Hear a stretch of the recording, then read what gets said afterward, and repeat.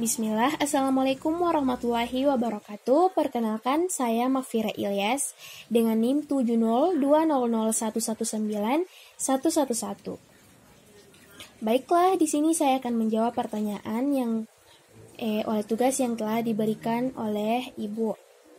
Pertanyaan nomor 1 adalah, bagaimana input dan output penyimpanan internal di dalam tubuh? Jawabannya yaitu, interaksi manusia dengan dunia luar terjadi pada saat informasi dikirim dan diterima. Input pada manusia terjadi umumnya melalui panca indera yang terdiri dari penglihatan, pendengaran, perabaan, rasa, dan penciuman. Sedangkan output pada manusia dilakukan melalui efektor yang digerakkan oleh kendali motorik, seperti anggota badan, seperti tangan, kaki, jari-jari, mata, kepala, dan sistem vokal. Pertanyaan yang kedua, kapan cairan dan elektrolit di dalam tubuh dikatakan seimbang? Jawabannya, pengaturan keseimbangan cairan dan elektrolit perlu memperhatikan dua parameter penting, yaitu volume cairan ekstrasel dan osmolaritas cairan ekstrasel. Ginjal mengontrol volume cairan ekstrasel dengan mempertahankan keseimbangan garam dan mengontrol osmolaritas cairan ekstrasel dengan mempertahankan keseimbangan cairan. Ginjal mempertahankan keseimbangan ini dengan mengatur keluaran garam dan air dalam urin sesuai dengan kebutuhan untuk mengkompensasi asupan dan kehilangan abnormal dari air dan garam tersebut. Pertanyaan nomor 3, bagaimana pembagian klasifikasi cairan pada tubuh beserta berapa volume persentase pada cairan tubuh dan berat badan tiap pembagian? Jawabannya itu, pengeluaran air dari tubuh diatur oleh ginjal dan otak. Apabila volume tekanan darah terlalu rendah, hipotalamus akan memerintahkan kelenjar pituitari untuk menghasilkan hormon ADH. ADH mempengaruhi ginjal untuk menahan kembali air dan mengalirkannya ke seluruh tubuh, sehingga semakin banyak air yang dibutuhkan oleh tubuh, maka semakin sedikit pula air yang dikeluarkan. Apabila air yang dikeluarkan terlalu banyak, volume dan tekanan darah akan menjadi rendah. Akibatnya, ginjal akan mengeluarkan hormon renin. Hormon renin ini dapat mengaktifkan protein dalam darah bernama angiotensinogen menjadi bentuk akhirnya yaitu angiotensin. Pertanyaan selanjutnya, faktor apa yang dapat meregulasi keseimbangan cairan? Jawabannya yaitu, yang pertama faktor usia, yang kedua temperatur lingkungan, yang ketiga diet, yang keempat stres, dan yang terakhir sakit. Pertanyaan nomor 5, kapan pH darah dapat dikatakan seimbang? Dikatakan seimbang apabila pH darah harus berada pada kadar 7,4 sampai 7,6 atau lebih spesifiknya berada di titik 7,369. Kestabilan keadaan pH ini paling sering membuat jaringan tubuh seseorang menjadi asam atau yang disebut dengan asidosis. Pertanyaan selanjutnya, bagaimana ketidakseimbangan asam basa dalam tubuh yang bahkan dapat menyebabkan seseorang itu meninggal?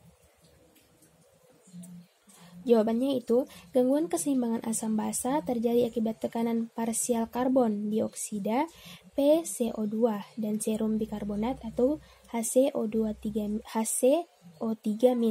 yang menyebabkan perubahan pH atau power of hydrogen untuk mengukur derajat atau tingkat keasaman.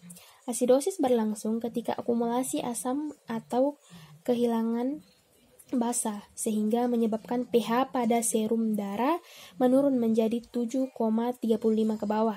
Sementara itu, alkalosis muncul akibat akumulasi alkali atau kehilangan asam, sehingga pH pada serum darah ini naik menjadi 7,45 ke atas. Pada umumnya, gangguan keseimbangan asam basa disebabkan oleh dua faktor, yaitu kondisi metabolik dan respiratorik.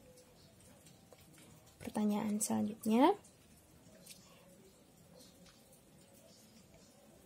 kapan dikatakan asidosis dan alkalosis berkaitan dengan sekresi dan ekskresi hidrogen HCO3 dan pH urin? Jawabannya yaitu, Asidosis terjadi ketika pH serum lebih rendah dari 7,5, sedangkan alkalosis dikatakan alkalosis apabila pH lebih tinggi dari 7,45. Di sini asidosis ini terbagi menjadi dua, yaitu asidosis respiratorik dan asidosis metabolik. Dan juga alkalosis dibagi menjadi dua, yaitu alkalosis respiratorik dan juga respirasi metabolik. Kita akan menjelaskan dulu yang pertama, yaitu asidosis. Asidosis ini terbagi atas dua, yaitu asidosis respiratorik. Yang asidosis respiratorik terjadi karena alveolar hipoventilasi. Paru tidak mampu mensekresikan CO2. Terjadi peningkatan PCO2 sehingga terjadi peningkatan keasaman di dalam darah sehingga menyebabkan penurunan pH. Ginjal mengkompensasi dengan meningkatkan ekskresi asam metabolik di urin. Sehingga bikarbonat ini meningkat dalam darah. Yang kedua yaitu asidosis metabolik. Terjadi karena peningkatan asam metabolik atau penurunan basa bikarbonat. Ginjal tidak mampu mensekresikan cukup asam metabolik sehingga berakumulasi di darah, atau banyak bikarbonat yang keluar dari tubuh secara langsung melalui diare. pH yang rendah menstimulasi kemoreseptor sehingga respirasi mengkompensasi dengan hiperventilasi. Kompensasi dari hiperventilasi ini terjadi beberapa menit dengan cara membuang asam karbonat dari tubuh. Jika proses kompensasi tidak berhasil, maka asidosis metabolik dapat menurunkan kesadaran. Selanjutnya kita masuk ke alkalosis. Alkalosis ini dibagi menjadi dua juga, yaitu alkalosis respiratorik dan alkalosis metabolik. Yang pertama, alkalosis respiratorik. Alkalosis respiratorik ini terjadi karena hiperventilasi alveolar. Paru terlalu banyak mensekresikan asam karbonat CO2 dan H2O. Jika PCO2 turun dan asam karbonat turun, terjadi peningkatan pH. Kondisi alkalosis respiratorik ini sangat singkat sehingga ginjal tidak mempunyai cukup waktu untuk berkompensasi. Ketika pH meningkat di darah, CSF dan ICF secara akut, excitability membran sel juga meningkat sehingga menyebabkan sipoton neurologi seperti kebingungan atau reaksi neurologi yang lain. Jika pH meningkat cukup tajam, maka dapat terjadi depresi sistem saraf pusat. Yang kedua yaitu alkalosis metabolik. Alkalosis metabolik ini terjadi karena peningkatan langsung dari basa HCO3- atau penurunan asam metabolik. Penurunan asam metabolik akan meningkatkan HCO3- darah. Bisa disebabkan karena muntah. Sistem respiratori mengkompensasi alkalosis metabolik ini dengan hipoventilasi. Selanjutnya pertanyaan nomor 8. Apa perbedaan asidosis dan alkalosis respiratori dan metabolik bila dilihat pada neraca keseimbangan pada slide 36? Perbedaannya yaitu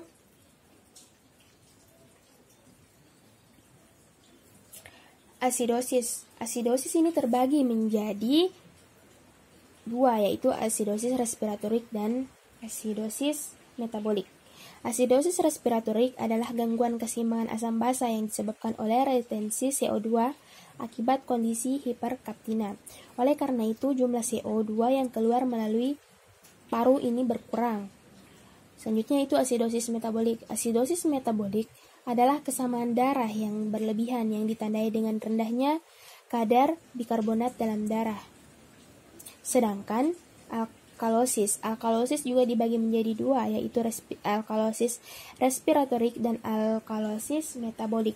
Alkalosis respiratorik merupakan dampak utama pengeluaran CO2 berlebihan akibat hiperventilasi. Jika ventilasi paru meningkat, jumlah CO yang dikeluarkan akan lebih besar daripada yang dihasilkan. Selanjutnya yaitu alkalosis metabolik adalah penurunan atau reduksi H+ plasma yang disebabkan oleh defisiensi relatif asam-asam non-karbonat. Pada kondisi ini, peningkatan HCO3- tidak diimbangi dengan peningkatan CO2-. Pertanyaan selanjutnya, dalil Al-Quran atau hadis yang berkaitan dengan cairan, baik itu berkaitan dengan keseimbangan dan lain-lain. Hadisnya yaitu, A'udzu billahi minasyaitonir rajim. Bismillahirrahmanirrahim. Wa ja'alna minal ma'i kulla syai'in hayyin afala yu'minun. Yang artinya,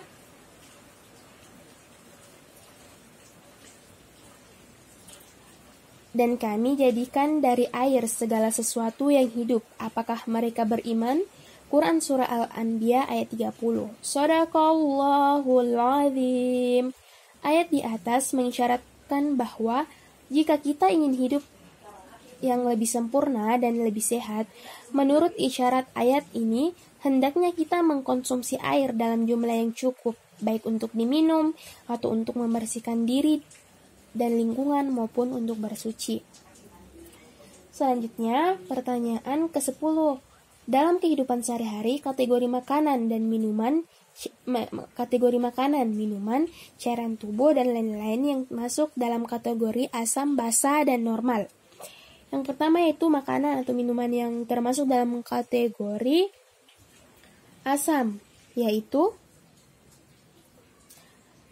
produk susu seperti keju dan mentega, berbagai makanan olahan, daging segar maupun daging olahan seperti daging kornet, soda dan berbagai minuman manis, makanan yang tinggi protein dan beberapa jenis suplemen, beberapa jenis ikan, gula, kopi, dan alkohol.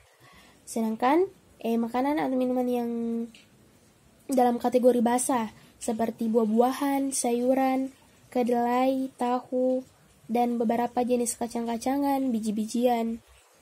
Sedangkan makanan yang dalam kategori normal itu seperti buah-buahan, contohnya alpukat, pisang, stroberi, dan juga itu seperti brokoli, tomat, ikan salmon, yogurt, oatmeal, telur, dan kacang-kacangan.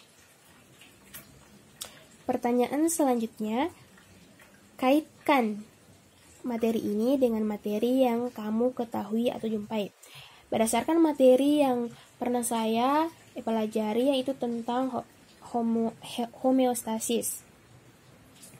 Hubungannya dengan asam basa yaitu hemostatis asam basa ini merupakan mekanisme pengaturan pH pada cairan ekstraseluler tubuh secara homeostasis.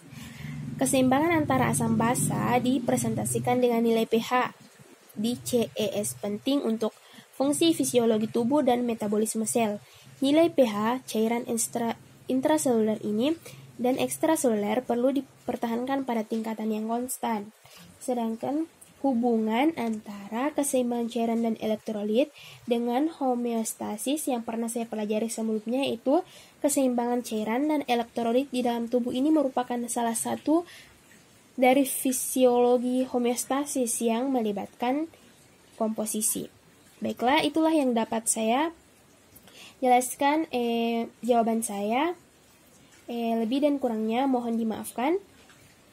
Wassalamualaikum warahmatullahi wabarakatuh.